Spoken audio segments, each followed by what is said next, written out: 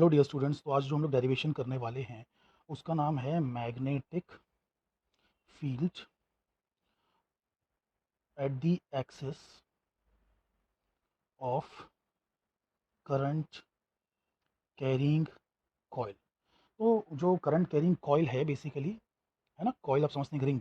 तो उसकी जो एक्सिस होती है, मतलब सेंटर से पास होने वाली लाइन, तो उसके ऊपर जो मैग्नेटिक फील्ड है, हमें वो मैग्नेटिक फील्ड कैलकुलेट करना है। तो चलिए आइए वो करके देखते हैं। ठीक है, तो एक कॉइल बनाते हैं। तो ये है हमारा एक कॉइल। ठीक है, दिस इज अवर कॉइल। अब ये जो कॉइल है इसके सेंटर से लेके यहाँ पर कोई एक एक्सिस है। ठीक है, तो अभी ये जो एक्सिस है इस पर हम एक पॉइंट पी अज्यूम करेंगे। हम एक पॉइंट पी अज्यूम करेंगे, तो लेट्स से कि दिस इज पॉइंट पी। और जो है इस जगह पर, इस पॉइंट पी पर कितनी मैग्नेटिक फील्ड है हमें वो कैलकुलेट करना है। तो लेट्स डू दैट। तो ये करने के लिए सबसे ज़रूरी क्या है, पहले तो हमें चीज़ों को समझना होगा कि करंट का डायरेक्शन एंड ऑल ये सारी चीज़ें समझनी होगी। तो जो करंट का डायरेक्शन है, चलिए हम ऐसा बता देते हैं, एंटी क्लॉकवाइज टाइप का। ठीक है, तो एंटी क्लॉकवाइज टाइप का बता रहे हैं, तो करंट जो है ऐसे अंदर जा रहा है और उस तरीके से बाहर आ रहा है। तो ये जो है ना आपकी तरफ देख रहा है, it is looking at you. यानी कि अगर मैं कहूँ बेसिकली यहाँ पर, तो it is looking at you, it's coming out. ठीक है, इट्स कमिंग आउट। ये इस तरीके से ये आपकी तरफ देख रहा है, इसको ऐसा बस मान के आप चलिए। ठीक है, मैं साइड में बना देता हूँ कि it is coming out, it is looking at you, and from here it is going away from you. ये आपसे दूर जा रहा है, दूर जा रहा है। ठीक है, तो ऊपर की साइड पे आपकी तरफ आ रहा है और नीचे की साइड से ये आपसे दूर जा रहा है। ठीक है, अभी बार्ट सेवट लॉ यूज़ करने के लिए हमें क्या है ना, एक छोटा सा लेंथ एलिमेंट कंसीडर करना होता है। तो एक छोटा सा लेंथ एलिमेंट ऊपर की तरफ ले लेते हैं और उसका नाम रख देते हैं लेंथ एलिमेंट डी एल। ठीक है, छोटू सा एलिमेंट है ना, पूरा वायर नहीं है। पूरे वायर की अगर लंबाई में भी एल है या टू पाई ए है, जहाँ पे ए इसका रेडियस कहलाएगा। ठीक है, तो अगर बेसिकली पूरी जो लंबाई है वो ए है, और सॉरी ए इसका रेडियस है और पूरी लंबाई टू पाई ए है, या फिर एल है, तो छोटू सी लेंथ या छोटी सी लेंथ प्यारी सी जिसको हम कहते हैं डी एल होगी। ओके खैर, तो अब ये जो लेंथ एलिमेंट डीएल है, इससे हमें एक लाइन बनानी है उस पॉइंट पी तक जाने वाली। तो ये जो लाइन है ना बेसिकली, ये आपका आर है। ठीक है, आर।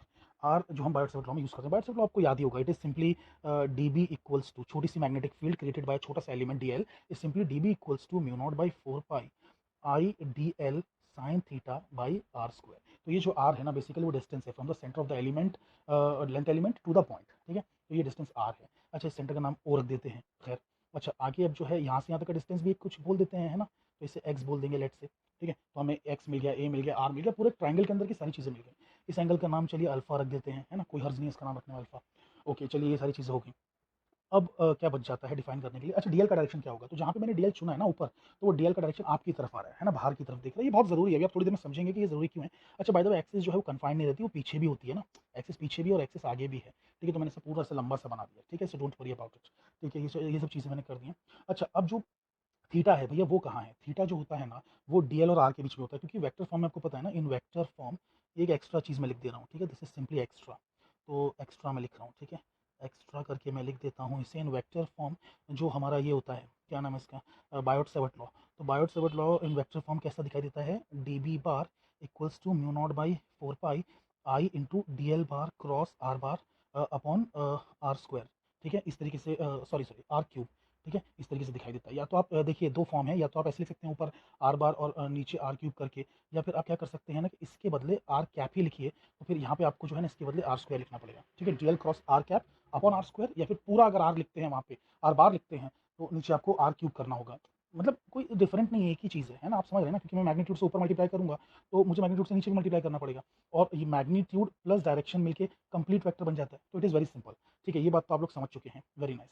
तो यहाँ पर मैं जो है ब्रैकेट इसका क्लोज कर देता हूँ। ठीक है, अभी मेरे पास देखिए थीटा जो मुझे समझना था ना, वो डीएल और आर के बीच का एंगल है वो समझना था, क्योंकि साइन थीटा जो होता है ना बेसिकली, वो जो दो वेक्टर्स होते हैं उनके बीच का एंगल होता है। तो डीएल और आर के बीच का एंगल। अच्छा, बाय द वे ये जो डीएल है, लेंथ, लेंथ कहाँ से भाई वेक्टर हो गई। देखिए एक्चुअल में ना करंट वेक्टर ना लेंथ वेक्टर है, लेकिन सिचुएशन के हिसाब से अगर देखें तो हम जो है बेसिकली डीएल को एक वेक्टर बना सकते हैं, क्योंकि यहाँ पे साइन थीटा प्रेजेंट है। तो हम जो है एक डीएल को वेक्टर बना सकते हैं, सिचुएशन के हिसाब से हम कर सकते हैं ऐसा। ओके, और डीएल का फिर डायरेक्शन क्या लेंगे, डीएल का कोई अपना पर्सनल डायरेक्शन नहीं है, डीएल का डायरेक्शन वही है जो कि बेसिकली आपके करंट का डायरेक्शन है। तो डीएल भी आप ही की तरफ देख रहा है, बाहर की तरफ आ रहा है, ऊपर के साइड पे। ठीक है, और नीचे के साइड पे वो आपसे दूर जा रहा है। तो इस तरीके से वो है। ठीक है, अब यहाँ पर जो है हम थीटा हमारा कितना है। तो अगर मैं इस चीज़ को देखिए, थीटा आप है ना डायरेक्टली देख के शायद नहीं समझ पा रहे होंगे। अगर मैं आपको ऐसे डायरेक्टली यहाँ से दिखाऊँ ना, तो आप शायद समझ नहीं पा रहे होंगे कि डीएल और आर के बीच में एंगल कितना है। लेकिन मैं आपको दिखाता हूँ, फिर आपके समझ में आएगा कि एंगल कितना है। तो मैं क्या करता हूँ, एक थोड़ा-सा कोशिश करता हूँ इसका फ्रंट प्लस साइड मिला के एक व्यू दिखाता हूँ। It is not exactly front view, it is not exactly side view, it is front plus side view. तो ठीक है, तो यहाँ पर जो है ये इसका सेंटर है और यहाँ से ये जो एक्सिस है बाहर आ रही है और यहाँ पर कहीं पर पॉइंट पी है और ये जो है एक्सिस पीछे की तरफ इस तरीके से जा रही है ना, ये एक्सिस आपकी जा रही है पीछे की तरफ। ओके, और जो हमारा लेंथ एलिमेंट वो यहाँ पर कहीं पर है, ठीक है, जिसका नाम हम लोग ने DL रख दिया है और उसके जो सेंटर है ना, वहाँ से पॉइंट पी तक जो है वो लाइन जा रही है, जिसका हम लोगों ने नाम R रख दिया है। तो ये वाला एंगल हमारा अल्फ़ा है, समझ रहे हैं आप? ठीक है, तो अब आप देख सकते हैं कि जो DL है उसका डायरेक्शन क्या है। तो जो DL है बेसिकली उसका डायरेक्शन है ना कुछ ऐसा है, अप्रॉक्सिमेटली ऐसा है, ठीक है। आप ज़रा ध्यान से देखिएगा कि उसका कुछ डायरेक्शन ऐसा है DL, और ये जो हमारा R है इसका डायरेक्शन ऐसा है ना। तो ये हो गया भाई भाई DL का डायरेक्शन और ये हो गया हमारा R का डायरेक्शन। तो भैया एंगल जो बन रहा है वो तो हमारा 90 डिग्री का एंगल होगा ना, समझ रहे हैं? तो परपेंडिकुलर है। सो शायद इतना क्लियरली ना समझ में आ रहा हो आपको, बट इसको सोच के देखिए, मान के देखिए, आप समझ जाएंगे थोड़ी देर में कि DL और R जो है उसके बीच में 90 वाला एंगल है, ठीक है। चलिए, तो मैंने आपको ये बता दिया। तो भैया अगर 90 वाला एंगल है तो फिर तो साइन 90 क्या हो जाएगा भाई, 1 हो जाएगा ना, तो वो हट जाएगा। तो अब फॉर्मूला क्या बन जाएगा, DB equals to mu naught by 4 pi I DL upon R square, simply ये हो जाएगा, ठीक है। तो ये आपको बात समझ में आ चुकी है। खैर, तो ये तो हो गया। अब अच्छा, तो अब हमें आगे क्या करना है? क्या हमें डायरेक्टली इंटीग्रेशन कर लेना है? नहीं, बिल्कुल भी नहीं, हमें डायरेक्टली इंटीग्रेशन नहीं करना है, क्योंकि देखिए डीबी का जो फॉर्मूला है वो तो ठीक है, लेकिन आपने ये तो बताया ही नहीं बेसिकली कि जो मैग्नेटिक फील्ड है उसका डायरेक्शन किधर है। कभी कभार ये चीज़ें बहुत इंपॉर्टेंट हो जाती है। तो मैग्नेटिक फील्ड का डायरेक्शन आपको राइट हैंड रूल से निकालना है। अब आप जब राइट हैंड रूल अप्लाई करेंगे ना, तो आपको जो मैग्नेटिक फील्ड का डायरेक्शन है कैसे मिलेगा, DL क्रॉस R करके देखिए। DL पे अपना हाथ रखिए, हथेली रखिए और R की तरफ अपनी उंगलियां घुमाइए राइट हैंड की, ठीक है। तो आपको जो है वो बेसिकली इस तरीके का कुछ डायरेक्शन मिलेगा। तो ये हो गया DB का डायरेक्शन। और आप ये बात जानते ही हैं बेसिकली कि मतलब यानी कि कोई भी एक वेक्टर जो होता है ना, उसका डायरेक्शन अगर निकालना है तो राइट साइड वालों का डायरेक्शन देखना पड़ता है। तो राइट साइड वाले का डायरेक्शन कैसे देखोगे, DL और R को क्रॉस करके देखोगे, ठीक है। तो जब भी आप है ना, जैसे मान लेते हैं A क्रॉस B करते हैं ना, तो जो C का डायरेक्शन होता है बेसिकली A क्रॉस B करके जो C का डायरेक्शन होता है वो A को भी परपेंडिकुलर होता है और B को भी परपेंडिकुलर होता है। इस बात से आप लोग बिल्कुल परिचित हैं, आप लोग भली भांति वाकिफ हैं। तो बेसिकली आपको ये बात मालूम है, ठीक है। तो परपेंडिकुलर होते हैं। तो आप देख सकते हैं कि डीबी जो है वो आर को भी परपेंडिकुलर है और डीएल को भी परपेंडिकुलर है। अभी आपको ये शायद इस डायग्राम में इतना अच्छे से नजर ना आ रहा हो, बट यहाँ पर इस डायग्राम में शायद नजर आ जाएगा अगर गौर करेंगे तो देखिए, तो यहाँ पर डीएल और आर को साइमल्टेनियसली परपेंडिकुलर रहने के लिए फील्ड को कुछ इस शक्ल में होना होगा।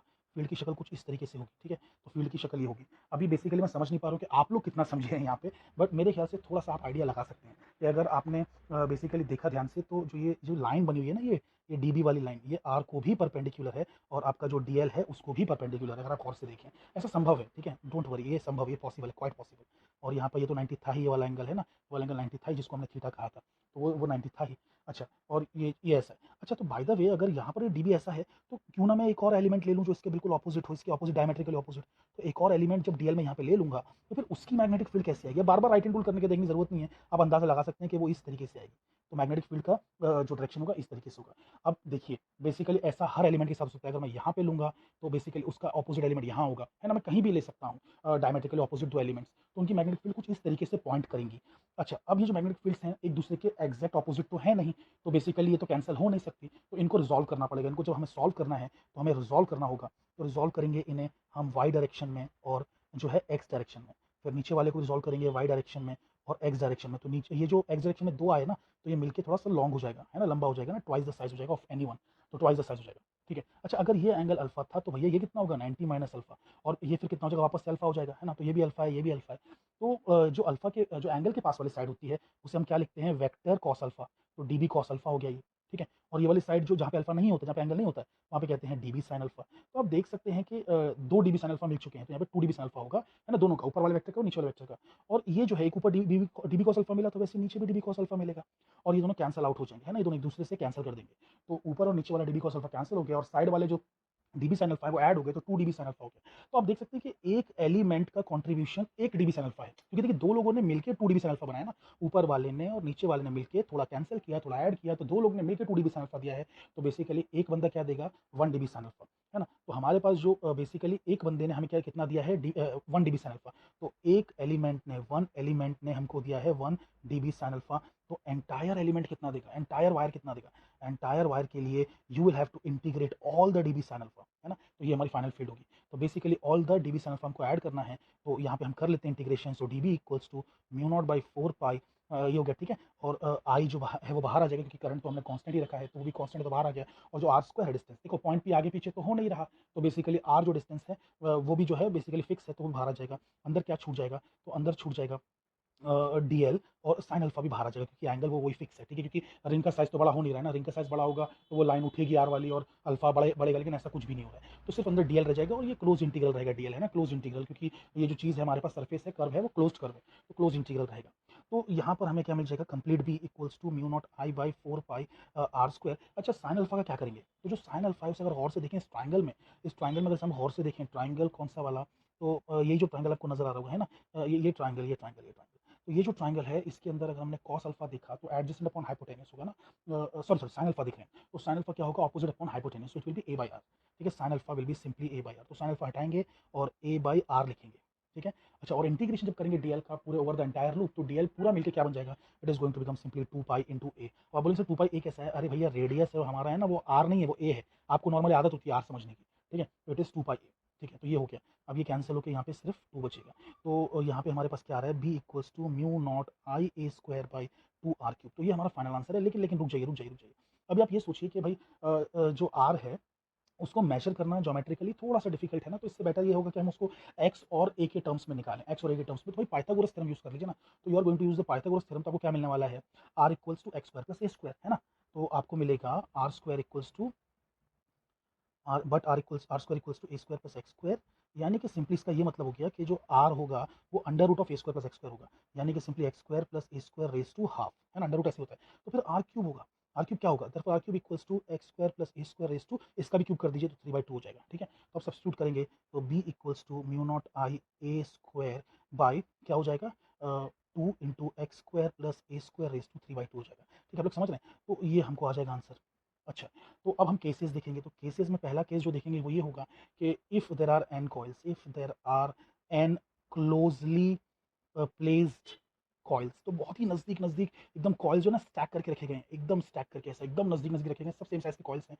तो सिंपली हमको है ना सुपर पोजिशन प्रिंसिपल इस्तेमाल करते हुए, सुपर पोजिशन प्रिंसिपल बहुत ही बेहतरीन प्रिंसिपल है, सब के सब कॉइल्स की फील्ड ऐड कर देनी है। तो भाई एन कॉइल्स होंगे तो एन बार उसको ऐड करना है, यानी कि सिंपली मैं एन से मल्टीप्लाई कर दूंगा तो आई गेट द आंसर। तो B equals to mu naught I n a square, समझ गए, by 2 x square plus a square raise to 3/2। तो भैया ये तो एक स्पेशल केस हो गया। चलिए अब एन कॉइल्स नहीं, सिंगल ही कॉइल ले लेते हैं। तो सिंगल कॉइल में एक और केस क्या हो सकता है कि मान लेते हैं कि जो पॉइंट है वेरी फार अवे है, पॉइंट जो है पॉइंट पी बहुत ही दूर है, बहुत ही दूर है। तो भैया एक्स तो ए से बहुत बड़ा हो जाएगा ना, एक्स जो है ए से बहुत बड़ा हो जाएगा, तो x square will be very very greater than A square. So if point P is very far away, तो वेरी फार अवे रहेगा, तो x square will be greater than very very greater than x A square, therefore A square can be neglected. तो अगर आप ए square को neglect कर सकते हैं तो आपको क्या मिलने वाला है, B equals to mu naught I A square by 2 into a square plus x square raise to 3/2 में से इसको आप ले लेंगे जीरो।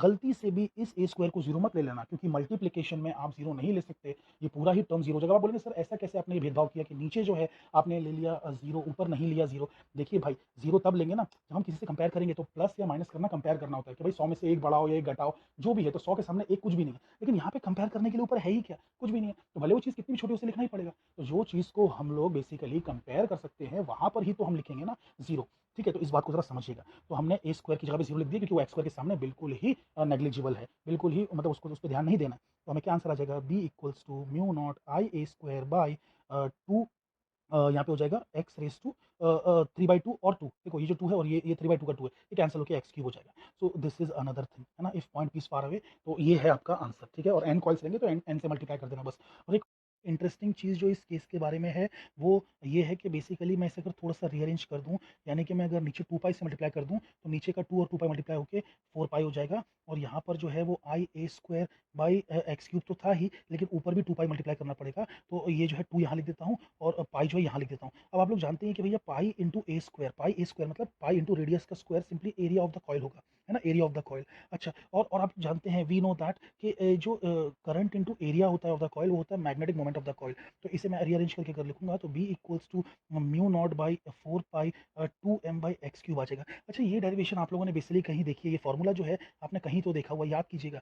ये फॉर्मूला जो है आप लोगों ने देखा है, मैग्नेटिज्म चैप्टर में देखा है। ये जो है बार मैग्नेट जो होता है ना, छोटा सा बार मैग्नेट, उसकी एक्सिस पर जो मैग्नेटिक फील्ड होती है, ये उसका फॉर्मूला है। तो बेसिकली हमारा जो लूप है वो कुछ और नहीं, अगर एक हमारे पास पास एक लूप है और उसके पॉइंट बहुत नज़दीक रखा है और काफ़ी लार्ज लूप है, तो बेसिकली वो ऐसे काम कर सकता है जैसे कि एक छोटा बार मैग्नेट काम करेगा। आप लोग समझ रहे हैं? तो एक छोटा बार मैग्नेट जैसे काम करता है, बिल्कुल वैसे काम करेगा ये लूप, ठीक है? तो एक छोटे बार मैग्नेट की तरह होता है, जिसका नॉर्थ और साउथ होता है, आप लोग तो जानते ही हैं, ठीक है? एनीवे तो ये तो हो गया, अब आते हैं लास्ट थर्ड केस पर, third case and final case पर आते हैं। अब लास्ट इसका एक तीसरा केस देख लेते हैं, तो जो तीसरा केस है इसके अंदर हम क्या करेंगे ना, ring is very very large, मतलब यानी कि पॉइंट इज़ वेरी नियर बोल दो या फिर रिंग इज़ वेरी लार्ज, तो रिंग इज़ वेरी लार्ज बोलो या फिर point P is very near बोलो। तो अगर हम ऐसा बोलेंगे ना, तो बेसिकली क्या हो जाएगा ना कि x square will be very very less than A square, मतलब जो रेडियस है ना काफ़ी बड़ा होगा डिस्टेंस से। तो जो है x square, therefore x square can be neglected, तो एक्स स्क्वायर को हम निगलेक्ट कर सकते हैं, और अगर हम एक्स स्क्वायर को निगलेक्ट कर सकते हैं तो what are we going to get, B equals to mu naught I A square by two, यहाँ पे था a square plus x square is to 3/2, तो भाई ये जो एक्स स्क्वायर है इसको हम जीरो ले लेंगे, है ना, नेगलेक्ट कर देंगे इसको, तो और ये जो है टू और ये बाहर का टू कैंसिल हो जाएगा, तो नीचे ए क्यूब आ जाएगा। अब ऊपर ए स्क्वायर है और नीचे ए क्यूब है, तो भाई क्या हो जाएगा, mu naught I by two a, ठीक है। So this is the answer for that, ठीक है। तो अब आप समझ रहे हैं कि ये चीज़ जो है कितनी आसान थी, ये सॉल्व करना बड़ा आसान था। सबसे टफ जो चीज़ मुझे लग रहा है कि आपको लगी होगी वो है इसको समझना, तो इसे बार बार ट्राई कीजिए, ठीक है। और मैं हो सकता है कि फ्यूचर में एक वीडियो ऐसा लेके आऊँ कि जिसमें मैं अपना हाथ ही आपको दिखाऊंगा बेसिकली, और जो हाथ से मैं आपको करके दिखाऊंगा कि किस तरीके से जो डीएल और आर को आप जब क्रॉस करेंगे, राइट हैंड रूल अप्लाई करेंगे, तो आपको डीबी का डायरेक्शन ऐसा मिलेगा जैसा मैंने डायग्राम में बना के आपको दिखाया है। चलिए खैर कोई बात नहीं, आप थोड़ा इमेजिनेशन अपना भी दौड़ाइए, है ना। तो imagination is more important than knowledge, Einstein का डायलॉग है, याद रखिएगा। आइंस्टाइन का प्रॉवर्ब है भैया, आइंस्टाइन ने कहा था कि imagination is very much important than the knowledge. तो अब यहाँ पे सारे केसेस में डिस्कस कर लिए हैं, ठीक है। अब इसके आगे जो हम बढ़ेंगे वो जाएंगे सॉलिनॉइड की तरफ, तो यहाँ पे स्टॉप करते हैं। Thank you very much.